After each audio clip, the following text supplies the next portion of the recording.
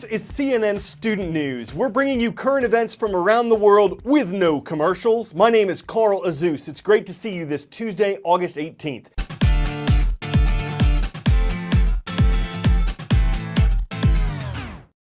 If you followed the news over the summer, you probably heard something about the Iran nuclear deal.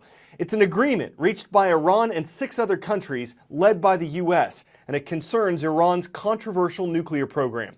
For years, Iran has insisted the program was for peaceful purposes like nuclear power. Other countries, including the U.S., were concerned it was being used to make nuclear weapons. The international deal announced on July 14th is called the Joint Comprehensive Plan of Action. It gets rid of many international sanctions, these economic penalties on Iran. That could mean tens of billions of dollars will start flowing into Iran's economy. In exchange, Iran is required to significantly limit its nuclear program in the years to come and to allow international inspectors to investigate its facilities to make sure Iran lives up to that end of the deal. President Obama calls the agreement a good one, saying Iran's access to a nuclear bomb would speed up without the deal, and that there'll be another war in the Middle East without the deal. Iranian President Hassan Rouhani also called it a good agreement, saying the prayers of his nation have come true. But Israeli Prime Minister Benjamin Netanyahu says the deal itself would bring war and cause a nuclear arms race in the Middle East. He strongly opposes the deal with Iran, which has repeatedly threatened Israel in the past. And U.S. critics say President Obama's original goal was that Iran would end its nuclear program altogether, that this deal falls short of that.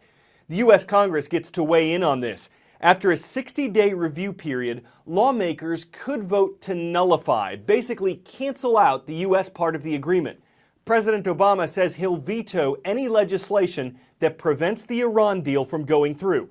Congress could vote to override that veto, so we'll be keeping an eye on this in the weeks ahead. This is the CNN Student News Roll Call. Who is watching from around the world? Well, we've got the Eagles today, the ones from Military Magnet Academy. It's in Charleston, South Carolina. Flying over the Pacific on the Hawaiian island of Molokai, we heard from the farmers. They're watching at Molokai High School in Ho'olehua. I hope I got that right. And in Southeast Asia, hello to the International School of Ho Chi Minh City. Thank you for making us part of your day in Vietnam. There's a major debate going on in Japan right now about the future role of its military. Japanese Prime Minister Shinzo Abe wants his nation's troops to be able to fight in conflicts outside of Japan. Their ability to do that would be limited, but this would also be a significant change in the way Japan's military has operated since the end of World War II. Japan's pacifist constitution came about after a very dark period in Japanese history. You think about the country that you see today. Imagine it 70 years ago here in Japan. Tokyo and many other major cities were flattened. They were in ruins. 2 atomic bombs had been dropped on the country. Several million people had died. And both the Japanese and the Americans wanted to find a way to ensure this kind of catastrophe would never happen again. And that is how Article 9 of the Japanese Constitution came about. The Americans helped write it, and essentially what it does is expressly forbid Japan from using the military as a means to settle international disputes. In a separate treaty, the United States agreed to defend Japan from its enemies, and that has been the status quo for the last 7 decades. But now some here are saying that it's time to change. Japan technically doesn't have a military. It has a self-defense force that for decades has been very limited in what it's allowed to do. Essentially, it can only defend the Japanese mainland. Under these reinterpretations of the Japanese Constitution, the self-defense force may be able to have a more expanded role militarily. A lot of people are upset about this, and we're seeing it right here on the streets of Tokyo. Some of the largest protests in several years. People saying they don't want to see Japan go to war. They don't want to see Japanese troops coming home in body bags, and they certainly don't want a repeat of those dark days of World War II. China, South Korea, they're also worried. They remember just 70 years ago when Japan was an aggressor, an occupier, a killer. They're very leery about the enhanced role of the Japanese military. But if you look at it from Shinzo Abe and his party's perspective, from the United States perspective, they're saying, hey, the world is a different place today. There's a greater threat of terrorism, and the United States and other allies are saying that they need Japan's help. They need Japan to contribute to keeping the Asia-Pacific region stable and safe. Huge, historic changes that are happening right now that have global ramifications. Abuse of the drug heroin has skyrocketed in the U.S. Since 2002, the number of people who've died from heroin overdoses has quadrupled. Yesterday, the White House announced a new program that targets heroin abuse in 15 states, where it's gone up recently. The plan would team up public health officials with police. And instead of punishing users of the illegal drug with arrests or jail time, the plan would focus on treating them and finding out who's distributing the drugs. Critics say the $2.5 million that the Obama administration is committing to this program isn't nearly enough, and that this won't do much to address heroin addiction in the long term. Heroin is an incredibly addictive opiate. How do these chemicals affect the brain? One big way is by exerting powerful pain relief to the rest of the body. Chemicals flood the system and latch onto millions of opiate receptors peppered throughout the body. Think of opiates and their receptors like puzzle pieces. When they bind together, pain signals are dulled, or they go away altogether. If the brain already has opiate receptors, doesn't that mean it can naturally provide pain relief? That's right.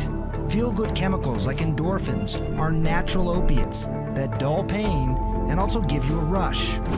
The problem with man-made opiates that mimic endorphins, take too many and they can overwhelm the system, give you too much of a rush.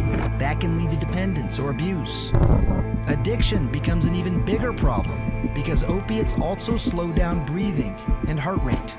Mix them with other things that slow down your body, and everything could grind to a halt. In fact, every 19 minutes, someone dies of an accidental prescription drug overdose.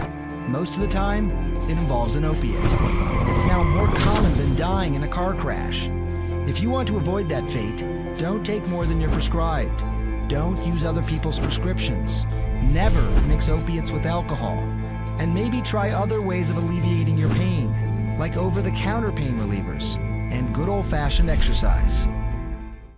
Well, heroin overdoses aren't the only grim statistic that's up in the U.S. Traffic deaths are 14% higher this year than at this time last year. That's according to the National Safety Council. It says 2015 is on pace to be the deadliest year for drivers since 2007. Why? The council says as the U.S. economy improves, more people have jobs and are driving to them. Gas prices are also a likely factor. They're 30% lower on average than last year, which makes it cheaper to drive. Of course, all that affects traffic too. The time you spend stuck in traffic each year depends a lot on your daily commute. According to the U.S. Census, the average American spends 50 minutes commuting to and from work every day. Traffic makes it worse. Drivers in the 10 worst congested U.S. cities waste about 47 hours in traffic each year. That's more than a week's vacation time. So what's the solution?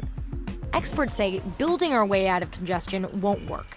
In fact, studies show building bigger roads actually makes traffic worse. New roads just create new drivers. Public transportation can help, but some urban engineers say it won't fix the problem. Another potential solution is to charge people to drive on congested routes. Experts believe people will continue to drive as long as it's easy and cheap. Increasing the cost could reduce the number of cars on the road. Whatever the solution, let's hope it comes soon. According to INRIX, traffic costs American families about $1,700 each year. That cost is expected to rise to $2,300 in just 15 years.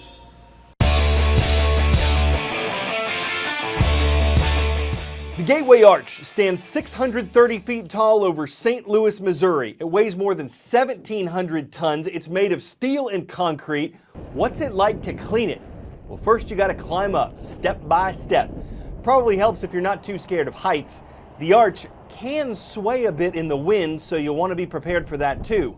Other than that, well, it's probably like cleaning any monument to westward expansion. Now, you might not want to get roped into a job like that. Finding the right spots to clean can be a game of hide and seek. But it's important that someone steps up to this monumental task because, after all, corrosion is its arch enemy. That cleans up today's edition of CNN Student News. I'm Carl Azus. We hope to see you right back here tomorrow.